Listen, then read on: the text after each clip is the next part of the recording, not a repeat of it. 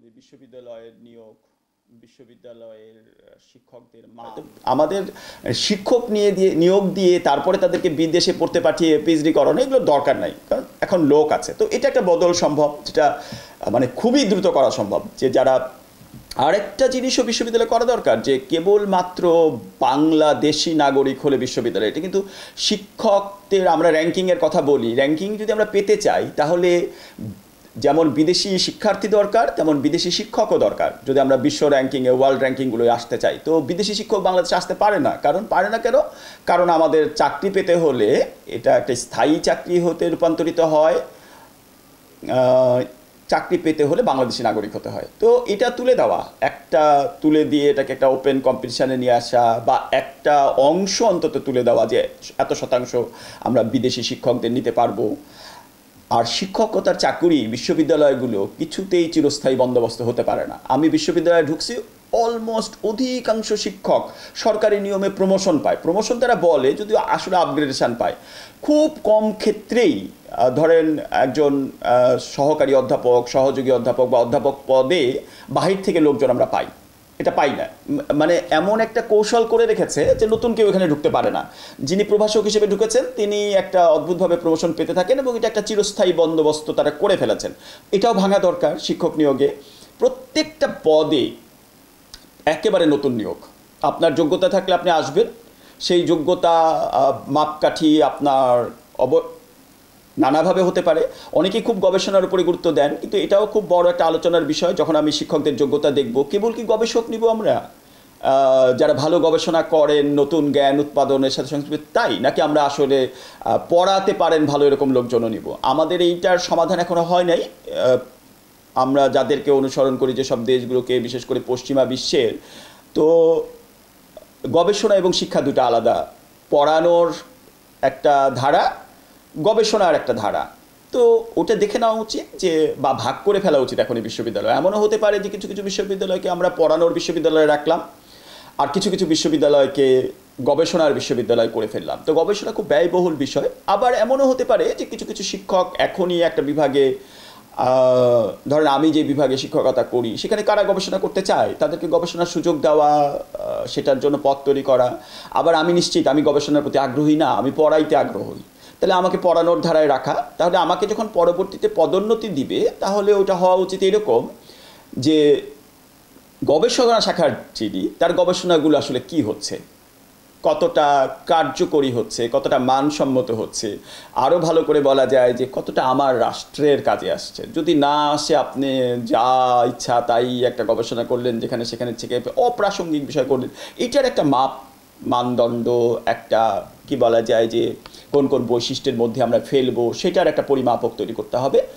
আর পড়াতে যারা চান তাদেরকে অবশ্যই শিক্ষার্থীদের মতামত নিতে হবে, যে শিক্ষার্থীরা বলবে যে এই শিক্ষকটা ভালো পড়ান, বা এই শিক্ষকটাকে এত দেওয়া যায়, তো ওইটার ভিত্তিতে তারা হয়তো প্রমোশনের এটা একটা বড় জায়গা লাগবে। আবার যারা নির্বাচক হবেন, যারা মনোনয়ন করবে, শিক্ষার্থীর হাতে ছেড়ে দিলে বিপদ। কারণ শিক্ষার্থীরা বাংলাদেশেরই সন্তান, তারা যে খুব সুষ্ঠু ন্যায় বিচার করবে তা না।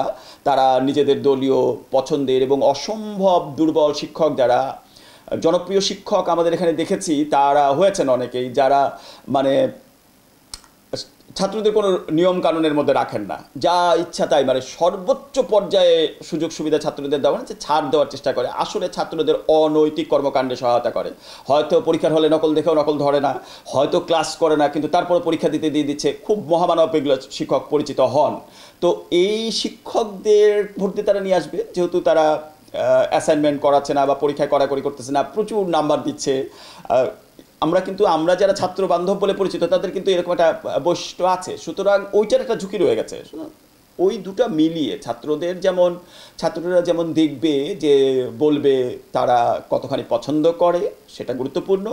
আবার একইভাবে গুরুত্বপূর্ণ হচ্ছে যে নির্বাচক মণ্ডলী নির্বাচন করতেছেন, তারাও শুনবেন যে তাদের ক্লাসের, যেটা আমরা বলি ক্লাস পারফরমেন্স, ক্লাসে তারা কেমন পড়ায়, সেই জিনিসটাও তারা দেখবেন। আর এর সাথে আরেকটা যেটা আমি বলছিলাম, যেটা হওয়া উচিত, সেটা হচ্ছে যে সত্যিই তার নিজের ক্লাসের বাইরেও অন্যান্য ক্ষেত্রে বিশ্ববিদ্যালয় তো এটা তো কোনো একটা কলেজ না, এটা একটা বৈশ্বিক পরিমণ্ডলে তৈরি করতে হয়। এখানে বিভাগগুলো যদি আমরা দেখি যে এক বিভাগের শিক্ষকের সাথে আরেক বিভাগের সম্পর্কই থাকে না, কিন্তু এটা তো এরকম কম্পার্টমেন্টালাইজেশন হওয়ার কথা না। একজনের সাথে খোপ খোপ না থেকে পারস্পরিক সম্পর্ক থাকার কথা, এটা শিক্ষকদের সাথে থাকার কথা, ছাত্রদের সাথে থাকার কথা। সুতরাং শিক্ষক এবং ছাত্রের, অর্থাৎ একটা শিক্ষক তার বিভাগের বাইরেও তার হলে কি ধরনের ভূমিকা রাখছে, সে তার অন্যান্য সাংস্কৃতিক কর্মকাণ্ডে কিভাবে রাখতেছে। সুতরাং বৃহত্তর অর্থেও ছাত্রদের আর একটা মূল্যায়নের সুযোগ হয়তো দেওয়া যায়। এইগুলো সবই এখন খুব সহজ, অনলাইনেও এই মতামতগুলো নিয়ে ফেলা সম্ভব। তো আমার মনে হয় যে এটা একটা পদ্ধতি হতে পারে যে শিক্ষকদের নিয়োগ, প্রথমে অবস্থায় নিয়োগে হয়তো এটা কার্যকর হবে না পুরোটা, কিন্তু পদোন্নতির ক্ষেত্রে এগুলো অবশ্যই কার্যকর হওয়া উচিত বা কার্যকর হতে পারে। নতুন যাওকে আমরা ফ্রেশ নিয়োগ দিচ্ছি, সেক্ষেত্রে হয়তো আমরা বুঝে নিব তিনি গবেষণায় কেমন এবং পাঠদানে কেমন, দুটো ধারা দুটো, এটা নির্বাচক মণ্ডলীর উপর আমাদের নির্ভর করতে হবে। কিন্তু বড় যে রাজনৈতিক দলগুলো বাংলাদেশে, এমনকি ছোট রাজনৈতিক দলও যদি আমরা বলি, তারা যারা ক্রিয়াশীল আছে, তারা যেমন আইনটা মেনে চলবে, যে কোনো ছাত্র সংগঠন তারা অনুমোদন করবে না, রাখবে না, কর্তৃত্ব করবে না, তেমনভাবে ছাত্রদেরও বুঝতে হবে যে তাদের এটা আইনতভাবে তারা এটা করতে পারে না। লেজুর ভিত্তিক রাজনীতি করা বাংলাদেশের আইনে নিষিদ্ধ। তারা যেটা করতে পারে সেটা হচ্ছে নিজেদের রাজনীতি। এই রাজনীতি অনেক বড় রাজনীতি। আমরা দেখলাম যে ছাত্ররা বৈষম্য বিরোধীর মতো বৈষম্য নিরোধের জন্য একটা বিশাল আন্দোলন করে তুলল, এবং সেই আন্দোলন বাংলাদেশের রাজনীতিকে আপাদমস্তক বদলে দিল, সরকার বদলে দিল, ক্ষমতা কাঠামো বদলে দেওয়ার মুখে নিয়ে গেছে, এখন চ্যালেঞ্জের মধ্যে ফেলে দিচ্ছে। তো এটা বিশাল রাজনীতি, কিন্তু তাদের কিন্তু কোনো লেজুর ভিত্তিক রাজনীতি করতে হয় নাই, বা লেজুর ভিত্তিক রাজনীতির মধ্য দিয়ে এটা আসতে হয় নাই। তো ওই দিকটা একটু দেখা। তো এটা তো একটা শুভ ইচ্ছা, বাংলাদেশে এরকম খুব কম শুভ ইচ্ছাই বাস্তবায়িত হয়েছে। শুভ ইচ্ছাগুলো বাস্তবায়িত হয় না কারণ দেশের মানুষ, আমাদের যারা ছাত্ররা আছে, এমনকি বিশ্ববিদ্যালয়ের ছাত্ররা ঠিক ওই মাত্রার কি বলবো যে যত্ন নিয়ে, ওই রকম ত্যাগ নিয়ে নিজেদের এবং নিজেদের বিশ্ববিদ্যালয়কে, নিজেদের দেশকে রক্ষা করার জন্য সবসময় তৎপর থাকে না। আমরা এখন যেটা দেখেছি বাংলাদেশে, এটা অনেকবার ঘটেছে এরকম, এটা হয়তো অস্বাভাবিক বেশি মাত্রায় ঘটেছে। গণ অভ্যুত্থানে ছাত্রদের ভূমিকা অস্বাভাবিক, অতুলনীয় ঘটেছে। আমি জানি না এটার সাথে কার তুলনা হতে পারে, কিন্তু এরপরও আমরা দেখেছি ছাত্ররা ভুলে যায়, তারপরে কেন এই আন্দোলন হয়েছিল এটুকুও ভুলে যায়। তো এটা যদি ছাত্ররা আবার দ্রুত ভুলে যে তারা যদি আবার সেই চাকরি বাকরি কি করব কি হবে দুশ্চিন্তার মধ্যে ঢুকে যায়, খুবই দ্রুত ঢুকে যায়, তাহলে তো আমরা আবার যে জায়গায় ছিলাম সে জায়গায় ফিরে যাব। তো ছাত্রদের নিজেদের যেমন সচেতন হয়ে, খুবই যত্নশীল হয়ে কার্যকর ভূমিকা রাখা জরুরি, তাদের বিশ্ববিদ্যালয়কে স্বাধীন করবার জন্য, স্বায়ত্তশাসিত করবার জন্য, নিজেদের অধিকার রক্ষা করবার জন্য। একইভাবে আমাদের যারা রাজনৈতিক দলগুলো আছে, বিশেষ করে দেশের মানুষ, নাগরিক সমাজ, তাদেরকেও সচেতন করা। দেখেন, বিশ্ববিদ্যালয়ের একটা শিক্ষক, এটা কিন্তু পুলিশের মতোই। পুলিশ যেমন অপরাধ করলে পুলিশই একটা কমিটি তৈরি করে দেয় তার সালিশ বিচার করবার জন্য, তদন্ত করবার জন্য, বিশ্ববিদ্যালয়ের শিক্ষকরাও তাই করে। তো এটা একটা হাস্যকর বিষয় হয়ে যায়, আমার কলিগরা আমার কি বিচার করবে। সাধারণত খুব একটা বেশি বিচার টিচার হয় না। তো এইরকম এই বিচার পদ্ধতিও বদলানো দরকার। পুলিশেরও যেরকম বদলানো দরকার, তেমন ছাত্রদেরও, শিক্ষকদেরও বদলানো দরকার। তো শিক্ষকরা অপরাধ করলে, সেটা যে কোনো ধরনের অপরাধী হোক, ছাত্র প্রতিনিধি থাকতে হবে, আবার নাগরিক সমাজের প্রতিনিধিও থাকতে পারবে। এমনকি এটা সিনেট এখন কার্যকর নাই বলে বললাম যে সিনেটের হলে সিনেট এইটা করতে পারে। আর সিনেট কার্যকর না থাকা পর্যন্ত হয়তো আমাদের এই এখন যাদের একটা সরকার যেটা আছে, যেটাকে আমরা অনেকেই বলছি যে মানুষের জনগণের আকাঙ্ক্ষার অভিপ্রায় হিসেবে যে সরকারটা আছে, তারাও করতে পারে যে প্রত্যেকটা জায়গায় এটা করে দিল। সুতরাং একটা অন্তর্বর্তীকালীন ব্যবস্থা হিসেবে এটা আমাদের জারি হতে পারে যে শিক্ষকদের যেসব অন্যায়, অপরাধ, অপকর্ম আছে, সেগুলোর তদন্তের দায়ভার শিক্ষকরা নিজেরা না নিয়ে বা নিজেরাই না করে শিক্ষকদের পাশে ছাত্র ছাত্রীদের অন্তর্ভুক্ত করা, এবং দেশের যারা নাগরিক সমাজ আছেন তাদের থেকেও প্রতিনিধি নিয়ে বিচার কার্যগুলো করা। কোথায় কোথায় বিশ্ববিদ্যালয় আসলে এক নায়কতন্ত্রের কাছে বাধা পড়েছে। তো ছাত্ররা কথা বলবে, শিক্ষকরা এটা নিয়ে খুব বেশি কথা বলার কথা না, কারণ শিক্ষকরা তো আরামে আছে। কে নিজে থেকে একটা কঠিন জীবন বেছে নিতে চায়? আমাদের শিক্ষকদের যারা শিক্ষক হন, অধিকাংশের জীবনটা কিন্তু খুবই প্রথাগত। তারা একটা দুটা ক্লাস নেয়, দিনে 3টা ক্লাস নেয়, তারপরে বিকেল করে ঘুমায়, খায় দায়, আড্ডা দেয়, হয়তো টুকটাক কেউ লেখালেখি করলেও করে, কেউ কেউ হয়তো গবেষণা করেন বলেন, কিন্তু সেটাও তার নিজের ব্যক্তিগত চাওয়া পাওয়া, প্রমোশন, এটার জন্য করেন। তো এই আরামের জীবন থেকে শিক্ষকরা বের হয়ে আসবে খুব সহজে, এটা হওয়ার কথা না। আমি কিন্তু জানি যে সম্মানজনক ব্যতিক্রম আছেন শিক্ষকদের মধ্যে, কিন্তু গড় পড়তে একটা প্রবণতার কথা আমরা দেখি। আমরা চাইলেই শিক্ষকদের, যেমন যেটা ঢাকার বাইরে যেগুলো বিশ্ববিদ্যালয় আছে, এমনকি ঢাকা বিশ্ববিদ্যালয়েও শিক্ষকরা কিন্তু খুব কম সময় দেয়। এটা একটা অদ্ভুত ব্যাপার। আপনি একটা চাকরি করে, শিক্ষক তো একটা চাকরি করেন, এটাকে প্রফেশন বলি বা ভকেশন বলি, যাই বলি, বা অকুপেশন বলি, যাই বলি, তার তো একটা সময় থাকবে নির্ধারিত। শিক্ষকরা আপনারা দেখবেন যে তারা কোনো অফিস সময় মানেন না। আপনি যদি মনে করেন, একজন শিক্ষার্থী যদি মনে করেন, বা একজন অভিভাবক যদি মনে করেন একজন শিক্ষকের সাথে দেখা করতে হবে, কথা বলতে হবে, তাকে পূর্বে মানে তাকে আপনি বিভাগে গেলে পাবেন না, তার জায়গায় পাবেন না।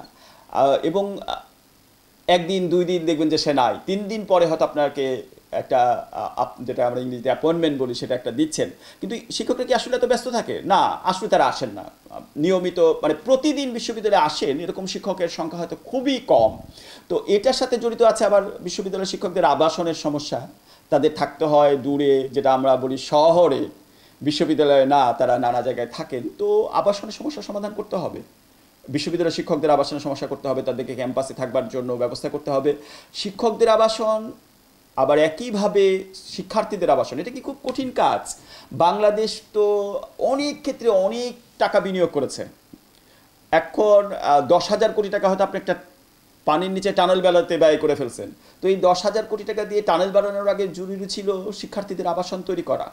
এবং যেহেতু বিশ্ববিদ্যালয়গুলোর জায়গা আছে, যেসব বিশ্ববিদ্যালয়ে, সেখানে আমি একটা হিসাব করে দেখেছি, যদি আপনি প্রচলিত ব্যাংক রেটেও আপনি ঋণ নেন 20 বছর 25 বছর মেয়াদি, তাতেও শিক্ষার্থীরা বাইরে যেসব জায়গায় ভাড়া করে থাকে, সেই ভাড়া বা তার চেয়েও কম দিয়ে এই ঋণটা পরিশোধ হয়ে যাবে, লোনটা পরিশোধ হয়ে যাবে।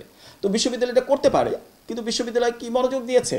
না, কখনোই দেয়নি। ছাত্ররা আন্দোলন করেছে, ছাত্ররা দেশ স্বাধীন করেছে, পাকিস্তানও করেছে ছাত্ররা, বাংলাদেশও করেছে ছাত্ররা, স্বৈরাচার 90 তাড়িয়েছে ছাত্ররা, এর পরেও ছাত্ররা আন্দোলন করেছে। এইবারও যে আমরা একটা কি বলা যায় যে এক ধরনের, অনেকে বলে ফ্যাসিবাদ বা যাই হোক, একটা গণ অভ্যুত্থানের নেতৃত্ব দিয়েছে ছাত্ররা, কিন্তু ছাত্ররা কিছু পেয়েছে? কিছু পায় নাই। ছাত্ররা এত দুঃখজনক, আমাদের অনেক বন্ধুরা, আমি তো নিশ্চিত যে আমার যারা সহকর্মী, তারা তো পৃথিবীর অনেক দেশে গিয়েছেন, তো দেখেছেন যে ছাত্ররা কি খায় আর আমাদের ছাত্ররা কি খায়। আমার হল জীবনে ব্লেড দিয়ে মাছ কাটতো, এত পাতলা কীভাবে কাটতো, আমার তো ব্লেড দিয়ে কাটতো। এখন তো তার চেয়েও খারাপ অবস্থা। তখনও আমার ডাইনিং গেলে এক ধরনের বমি উঠে আসতো, এখন আরও খারাপ লাগে, আমি সহ্যই করতে পারি না। আমার ছেলেমেয়েরা যেখানে থাকে, আমি যে হলে ছিলাম, সেই হলের ছাত্রাবাসে যে আমার রুম দেখতে গিয়েছিলাম, আমি দেখি এত করুণ দশা। গত 30 বছর এটা এত নোংরা, এত দুস্থ হয়ে গেছে। তাহলে কি আমরা যেই তরুণদের বিকাশের সময়, যখন তাদের শরীরে বড় হবে, মনে মগজে বড় হবে, তখন আমরা তাদেরকে খাওয়ারের নিশ্চয়তা দিতে পারিনি, তাদেরকে থাকবার একটা জায়গা দিতে পারিনি। তো এটা কেন পারিনি? আমাদের কি অর্থের অভাব? আমার মনে হয় আমাদের প্রাধান্যের অভাব, প্রায়োরিটির অভাব। আমরা চিন্তা করিনি।